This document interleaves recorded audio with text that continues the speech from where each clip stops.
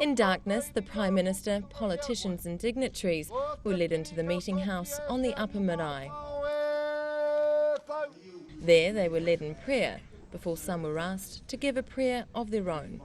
We ask you to return our men and women who serve us around the world safely, in particular our men and women who are in Afghanistan.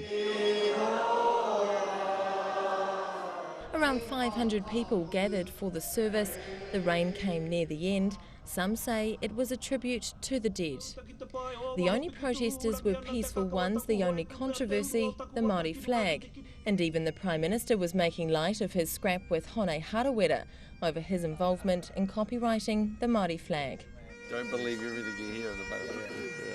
Ki has plenty to be pleased about after an unusually peaceful Waitangi weekend. Yeah, I mean, look, I think it's just the time to sort of reflect on where we've been and hopefully where we're going. And he did exactly that at a breakfast speech where politics reared its head over treaty settlements. The government's goal is to have full and final settlements by 2014.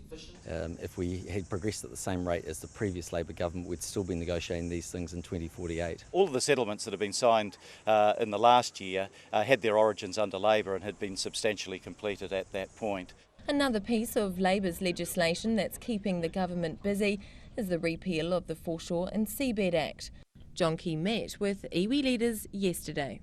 And worked through, and he had a long meeting with the iwi leaders yesterday, and a lot of stuff surfaced. The main thing is they're working together. Key will only call what the government's offering an elegant solution. And while there is resistance from several iwi, he's confident his government will have it wrapped up by year's end. Eventually, the politics gave way to the annual pilgrimage by protesters to the upper marae. Numbers were way down on previous years, making it a fitting end.